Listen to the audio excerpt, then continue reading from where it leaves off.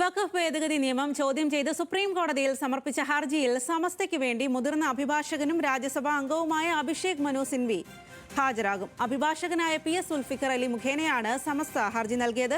അടിയന്തരമായി സ്റ്റേ ചെയ്യണമെന്നാവശ്യപ്പെട്ട് പ്രത്യേക അപേക്ഷയും സമസ്ത സമർപ്പിച്ചിട്ടുണ്ട്.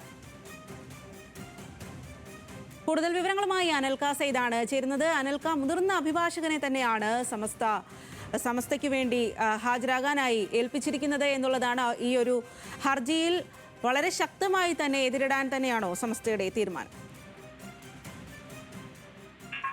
സ്വാതി, വഖഫ് ഭേദഗതി നിയമവുമായി ബന്ധപ്പെട്ട് ഒരു പടി മുന്നിലേക്കാണ് സമസ്ത ഇറങ്ങിയിരിക്കുന്നത്. അത് ഈ വഖഫ് ഭേദഗതി നിയമവുമായി ബന്ധപ്പെട്ട് ഈ വഖഫ് ഭേദഗതി നിയമം ചോദ്യം ചെയ്തുകൊണ്ട് സുപ്രീം കോടതിയിൽ ഹർജി സമർപ്പിച്ച സമസ്ത കേരള ജമിയത്തുൽ ഉലമയ്ക്ക് വേണ്ടി ഹാജരാകുന്നത് മുതിർന്ന അഭിഭാഷകനും രാജ്യസഭാ MP-യുമായിട്ടുള്ള അഭിഷേക് സിംഗ്വിയാണ് ഹാജരാകുക. വഖഫ് നിയമം ഭരണഘടനയുടെ 14, 15, 25, 26, 300 അനുച്ഛേദങ്ങളുടെ ലംഘനമാണെന്ന് ചൂണ്ടിക്കാട്ടി അഭിഭാഷകനായ PS സുൽഫിക്കർ അലി മുഖേനയാണ് സമസ്ത ഇത്തരത്തിലൊരു ഹർജി നൽകിയിരുന്നത്.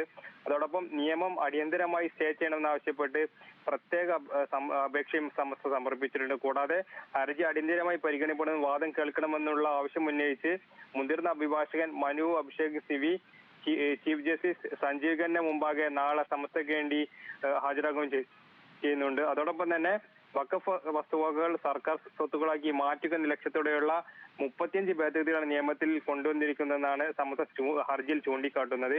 ഭേദഗതി വഖഫിന്റെ മതസ്വഭാവം ഇല്ലാതാക്കുന്നതും ഒരു മതവിഭാഗത്തിന് സ്വന്തം കാര്യങ്ങൾ കൈകാര്യം ചെയ്യാൻ ഭരണഘടനയുടെ ആർട്ടിക്കിൾ 26 പ്രകാരം നൽകിയിട്ടുള്ള അവകാശങ്ങളിലേക്കുള്ള കടന്നുകയറ്റമെന്നുമാണ് സമസ്ത നൽകിയിട്ടുള്ള അല്ലെങ്കിൽ ഈ ഹർജിയിൽ സൂചിപ്പിച്ചിരിക്കുന്നത്. ഏതായാലും ഇതുമായി ബന്ധപ്പെട്ട് സമസ്തയുടെ ഈ ഒരു നീക്കം മറ്റു മുസ്ലിം സംഘടനകളെ മൊത്തത്തിൽ മുസ്ലിം സംഘടനയേക്കാൾ ഒരുപടി മുന്നിലേക്കാണ് സമസ്ത ഈ വിഷയത്തിൽ ഇറങ്ങിയിരിക്കുന്നതാണ് നമുക്ക് ഇതിൽ നിന്ന് മനസ്സിലാകുന്നത്. സ്വാതി, ശരി അനൽക. വഖഫ് ഭേദഗതി നിയമം ചോദ്യം ചെയ്ത് സുപ്രീം കോടതിയിൽ സമർപ്പിച്ച ഹർജിയിൽ സമസ്തയ്ക്ക് വേണ്ടി മുതിർന്ന അഭിഭാഷകൻ അഭിഷേക് സിംഗ്വി ഹാജരാകും.